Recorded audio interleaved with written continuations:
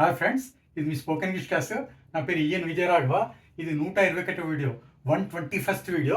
120th వీడియోలో ఇంతకుముందు 120 వీడియోలో మనము మీకు క్వశ్చన్స్ ఇచ్చాను, వాటి ఆన్సర్స్ చేయండి అని ఇక్కడ ఫిల్ ఇన్ ద బ్లాంక్స్ లాగా బ్రాకెట్లో మీకు వర్బ్స్ కూడా ఇచ్చాను. అన్ని వర్బ్స్ కూడా ఇవన్నీ ఫస్ట్ ఫామ్ అనమాట. వర్బ్ ఫస్ట్ ఫామ్ ఇచ్చాను V1. మీరు వాటికి వర్బ్ సెకండ్ ఫామ్లో కరెక్ట్గా సెంటెన్సెస్ చెప్పాలి. ఇదేంటి టాపిక్ అని చెప్పాను మీకు ఇంతకుముందే. ఈ టాపిక్ ఇవ్వబడింది. మీరు వరుసగా ఎవరితో చెప్పాలనుకున్నప్పుడు ఈ 1 నుండి 10 వాక్యాలు చెప్పొచ్చు. ఎగ్జామ్ ఎలా రాశారు, ఇలా రోజు ఏంటి యాక్టివిటీస్ అన్నప్పుడు టక మీరు 10 వాక్యాలు ఆటోమేటిక్గా చెప్పవచ్చు. ఇక్కడ నేను మీకు ఆన్సర్ స్టార్ట్ చేస్తాను. ఫస్ట్ ఆన్సర్ వచ్చేసి ఇక్కడ ఐ డాష్ హ్యావ్ ఉంది కదా, హ్యావ్ హ్యాడ్ అవుతుంది. I had my last exam.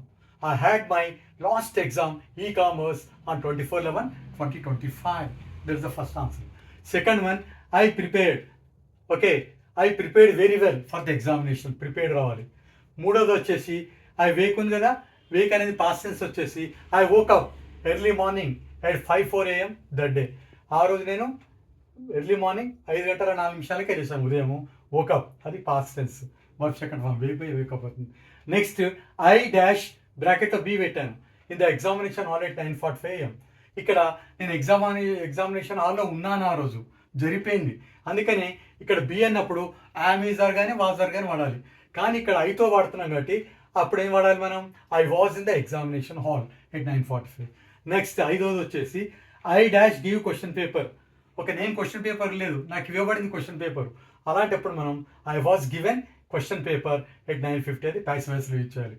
Next వచ్చేసి ఆరోది I V dash allow to write exam at 10 AM. మమ్మల్ని ఎగ్జామ్ వ్రాయడానికి మాకు అనుమతించబడింది. ఎప్పుడు? 10 AM. అందుకనే ఐ వాజ్ అలౌడ్. వీ అనుకోండి, వీ వర్ అలౌడ్ అని రావాలి. I was allowed to write exam exactly 10 AM. Next seventh వచ్చేసి I dash read question paper thoroughly. బాగా చదివాను. రెడ్ అవుతుంది, స్పెల్లింగ్ ఒకటే కానీ ప్రొనౌన్సియేషన్ డిఫరెంట్.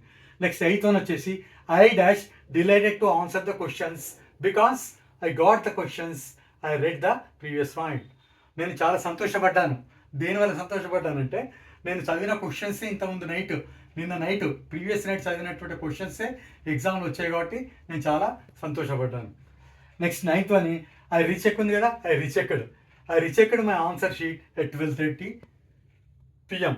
12:30 మధ్యాహ్నం నేను నా ఆన్సర్ షీట్స్ అన్ని ఎగ్జామ్ క్వశ్చన్ పేపర్ రాసేసి రీచెక్ చేసుకున్నాను అన్నీ ఒకసారి. నెక్స్ట్ 10వ వచ్చేసి I dash hand over my answer sheet to the invigilator at 12:55 PM.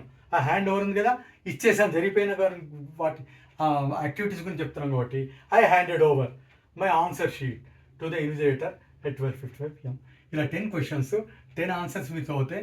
మిగతా పేరాగ్రాఫ్స్ టాపిక్స్ పైన కూడా మీరు ఎవరితో మాట్లాడినప్పుడు చిన్న విషయాలు కానీ, ఒక పేరాగ్రాఫ్ ఒక టాపిక్ గురించి కానీ, ఓ ఇన్సిడెంట్ గురించి కానీ చెప్పేటప్పుడు ఇది బాగా యూజ్ అవుతుంది. 121 వీడియో మీరు బాగా 2-3 సార్లు బాగా ప్రాక్టీస్ చేయండి. It's very useful for you so that you can speak English very effectively and accurately without any doubt. I can say that you can be perfect once you practice all these 121 videos, especially these 2-3 videos are the past previous videos. మీరు ఇది అర్థమైంది అనుకుంటాను.